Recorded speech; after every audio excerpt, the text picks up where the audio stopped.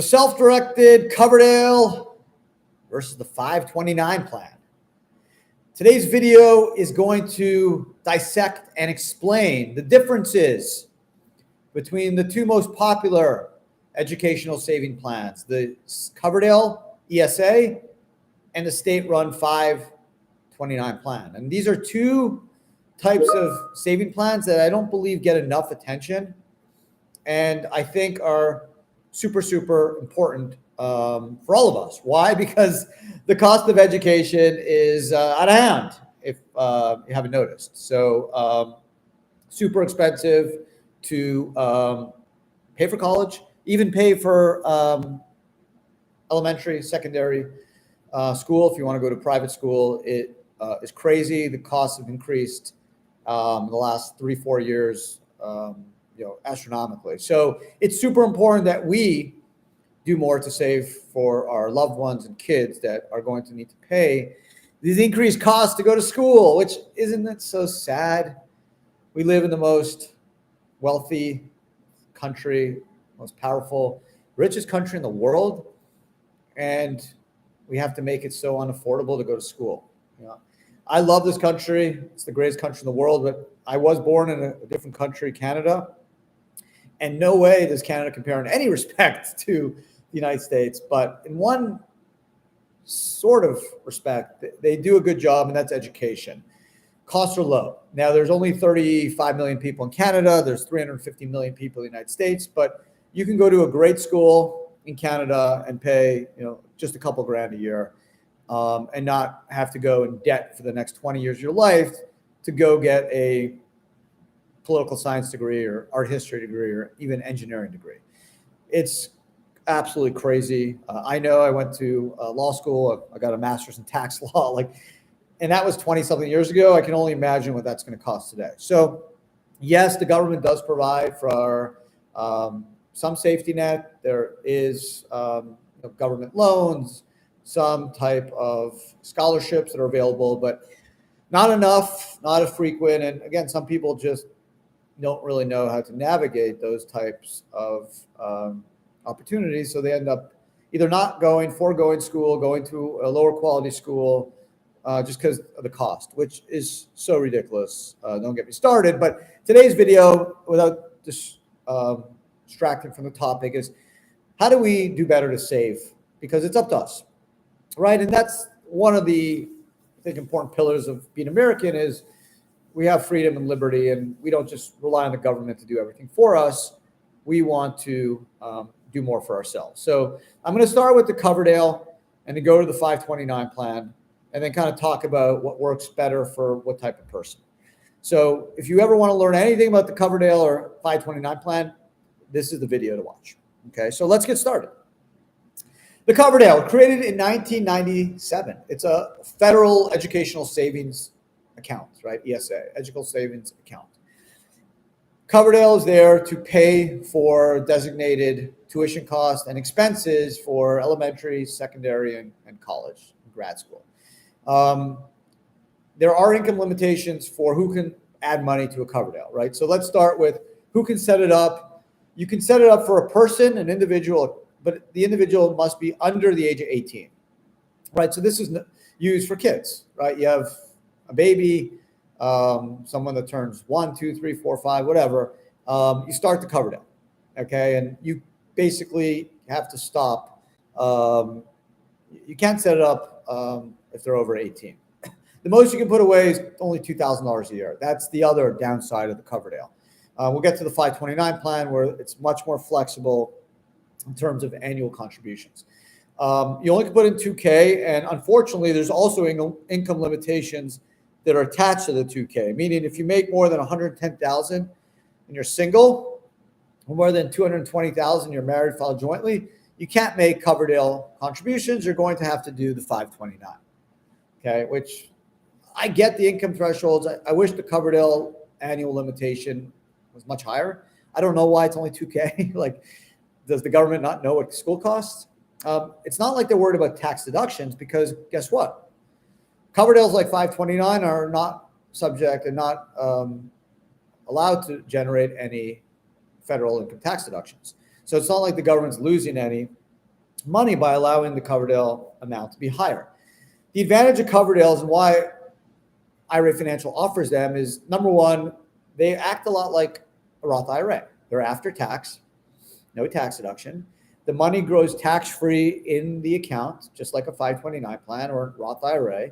That's known as tax-free growth or tax deferral, compounding returns, right? Your money should double every 8%, assuming an 8% rate of return. So the idea is, hey, let's give people the opportunity to basically have like a Roth IRA for education, and then that money will grow without tax, and then they can use it to pay for school. Cool. Love the idea. Unfortunately, the cost of schools have skyrocketed. So the 2K a year like helps, but doesn't always kind of have a significant impact. You could self-direct Coverdell. That's why IRA Financial is one of the few IRA custodians in the country that actually allow its clients to do alternative assets in Coverdells. 529 plans, you cannot self-direct in alternatives, which I will discuss in detail shortly. Meaning, you can do the same investments as a Coverdell as you can with an IRA. That includes real estate or cryptos or stocks, obviously fixed income, bonds, ETFs, mutual funds, private equity, hedge funds, venture capital, private business investments, gold. You name it, you can do it, right? Only things you can't do are three things: no life insurance, no collectibles, and no self-dealing type transactions involving disqualified persons, right? Can't take your Coverdell invested in your husband's business. All funds must leave the Coverdell, and they must be used as distributions to pay qualified education and costs, as I mentioned, for either elementary, secondary, or college or graduate school. It can be paid for tuition and expenses, right? We'll talk about 529. There's some limitation on expenses in some cases, but it will cover both. Coverdells will cover tuition and expenses. If the money sits after the age of 30, you're going to have to pay tax and a 10% penalty on what you don't use. So you better use it. The 529 plan, thanks to the Secure Act 2.0, has kind of a escape valve for that, but not on the Coverdell at this point. They should basically say, if you don't use it, you can roll it to a Roth IRA or give it. But what you can do is basically designate it to another person. So that could work. But again, because the contributions are so low, most people will spend it. But it does happen. Like the person doesn't want to go to school. They want to do something else. And this money goes to waste. So after the age of 30, you got to pull it out subject to tax and a 10% penalty. But maybe you can find other educational expenses or tuition slash cost that could be used for. So overall, listen, the Coverdell is a great plan. The disadvantages are the income limits exist, the 110 and the 220, and you can only put away 2K. Not super exciting. The 529 plan, which was created in 96, Coverdells are 97. This, unlike a Coverdell, which is a federal authorized plan, 529 plans are state-sponsored plans. I believe all states offer 529 plans. They're great plans. I have both a Coverdell and a 529. And what's the main difference between a 529 is anyone can set it up, right? There's no income limitations. You can make $1 billion a year. You can make $1 a year, right? No income limitations. Anyone can set it up, okay? It's flexible. But how much can you put in the plan? So it's a state-specific number, okay? It generally ranges from like 250 to 500 or 50,000 over the course of the account, right? So there's no annual limitations. Technically, you can put $500,000 in 1 year, unlike a Coverdell, which is $2,000. But you can't put in more than, let's say, for example, Alabama's $475. You can't contribute more than $475 in Alabama.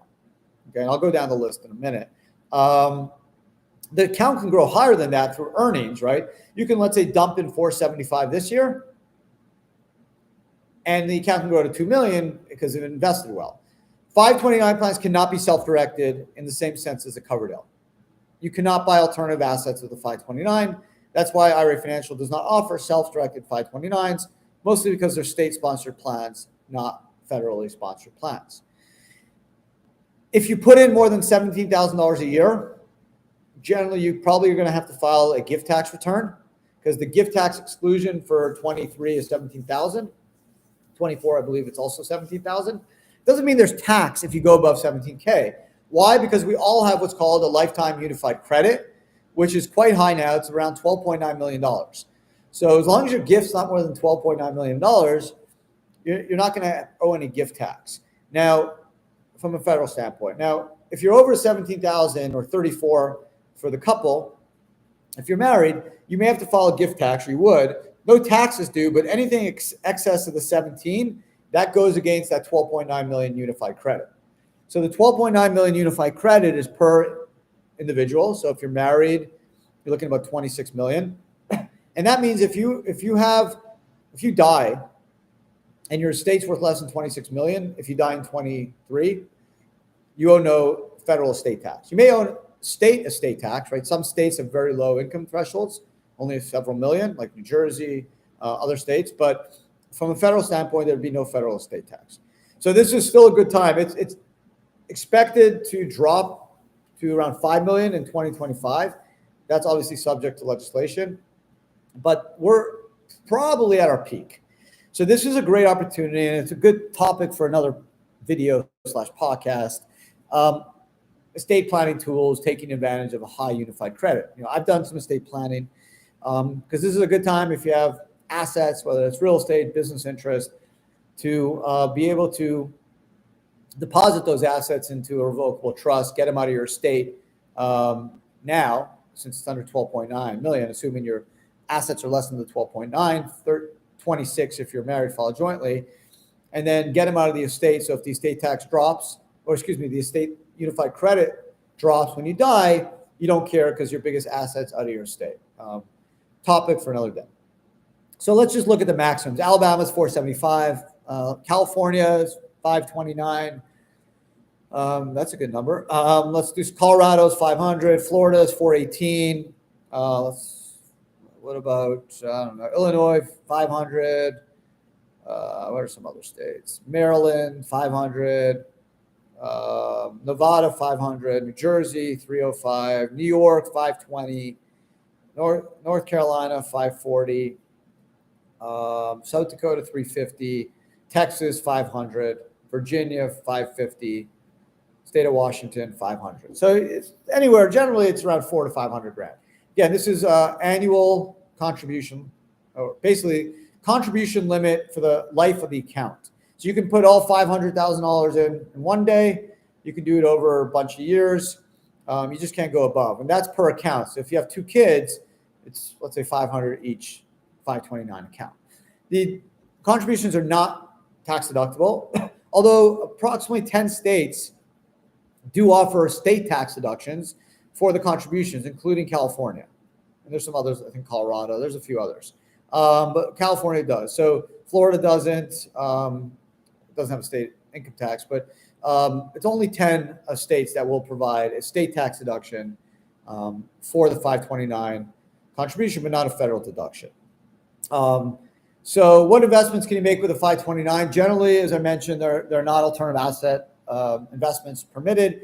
So you're going to basically be working with large financial institutions that are going to give you like fixed income and equities, stocks, mutual funds, ETFs. Like for my 529, I think I'm basically an aggressive, I think ETFs. I do it through a large financial institution. That's kind of what you're stuck to. That's okay. I mean, it is what it is. That's why I have a Coverdell as well. The one nice thing, so Secure Act 2.0, which was passed in 2022, they basically said, okay, we know there's issues because the 529 plan, the contribution numbers are pretty big. Unlike a Coverdell, when you can only put in $2K a year, you're going to eat up most of that money. But in a 529, if you are able to generate 800-900 grand because of all the earnings on the contributions, let's say your kid just goes to school or drops out or doesn't go to school, like what happens? So you have the ability to move up to $35,000 of the excess into a Roth IRA, but you have to do it over a certain number of years because you're subject to the annual contribution limits. So just something to consider. 35K is better than nothing, but it's still an issue. You have some flexibility and portability, to another beneficiary, but you also can now do it to a Roth IRA. So what's right for you? Should you do a Coverdell or 529? Well, in a perfect world, you can do both. One's federal, one's state. Listen, this is basically the answer.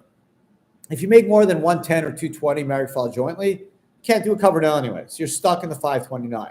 If you want to put away more than 2K, you're stuck in the 529, right? The Coverdell is not going to help you. If you want to put money in for someone over 18, you got to do the 529. If you want to do alts, right? If you want to self-direct, you got to do a Coverdell. If you're looking to pay to get advantages for education and tuition, in some cases the Coverdell could work, because Coverdell will cover tuition and expenses for both elementary and secondary. And for 529 for elementary and secondary, only tuition is covered, not expenses. Not a big deal unless your kid's going to boarding school, or a lot of the elementary and secondary, there's not a lot of costs. They generally provide books, maybe a computer. So the expenses aren't as big as college, other than obviously like a boarding school. If you want state tax deductions, and 529 could work. Just you got to make sure you're in the right state. That's kind of it. Honestly, it really comes down to how much you want to put in. If you're looking to put away more than 2K, then it's the 529. If you have an income restriction because you make more than 220 married filed jointly, you have to do the 529. And that's really what comes down to it. So they're both great plans. I encourage everyone to learn more about them, research them. Why I'm talking about them, other than just as a parent with 2 young kids and focused on saving for college, is, we do have a good number of clients that use Coverdells and self-direct them to do alternative asset investments, hoping that they're going to get really strong returns, better than 529 plans, investing in private businesses, investing, I won't say cryptos, but I've had some clients do it, or whatever the case may be, to try to get really high returns on that 2K for the next 10, 15 years, so that hopefully they can have enough money to pay for college or post-grad college for the kids or loved ones. But yeah, to me, that's the biggest problem we have in the country. Well, one of them is the cost of education. I remember, I may have shared this story on another video or podcast. A couple of years ago, I was at a store. I was talking to someone who worked there, a really, really good guy. And I think it was like a sports card store. And he was telling me his kid goes to a really good high school, and he's a good pitcher. And he got into Yale. But he can't afford to go to Yale because Yale doesn't give scholarships for baseball. And this kid is good, but he's probably not going to go to the major leagues. And he ended up not going to Yale and going to a much, much lesser school because they would give him a larger scholarship. And I thought to myself, how sad that is. Imagine getting the opportunity to go to Yale University and not being able to go because you can't afford it. And we live in America, the richest country in the world. And again, his kid and our kids, they're the future, right? I'm not the future anymore. They're the future. And if we're going to compete with China and Europe and the rest of the world, we need to have a smart workforce. And we can't just rely on people hopping over the fence or bringing in immigrants. Like, we need to develop homegrown talent ourselves, right? We need to have a farm system like any good baseball team or basketball team. We need to have talent that we can nurture and foster. By charging $75,000 to go to school, it's not cutting it. And again, these schools, a lot of them have enormous endowments, and they get fat, and they just have so many people in the administration eating up money that should go to students. And I sit on boards of various schools. Like, I look at the financials, it's mind-blowing where some of this money goes. It's unnecessary. It should go to the teachers, the professors, and we got to keep our costs down, and we got to keep tuition down so we can help our future grow, nurture, and we don't want to lose any potential Albert Einsteins or Elon Musk's because their parents can afford school. So unfortunately, we lost, they lost, and we lost as well. So that's my 2 cents. But again, the Coverdell and the 529 plans are very helpful to assist all of us in savings. It takes advantage of the power of deferral compounding returns, which makes the U.S. retirement system so exciting and so powerful. The 529, the Coverdells follow the same principles. That's why I'm talking about them on this video, and that's why you should care about them. Whether you have kids or you have family members that are young, the best gift I think you can give someone is education. I know when I'm paying my kids' school, I go to a private school, I actually don't mind paying that check, writing that check, I should say, because I'd rather spend my money on education. If you're going to have money, spend on education versus all the other rubbish that we spend money on. Education, no one can ever take it away from our kids, and that's what's going to set them on a path to financial freedom and hopefully finding their great success. So thank you guys for watching. I hope you enjoyed the video. Hope you now have a little bit more knowledge, hopefully a lot more knowledge on Coverdell's and 529 plans, which are both great educational saving plans. Thanks again. Have a great day, and I'll see everyone again soon.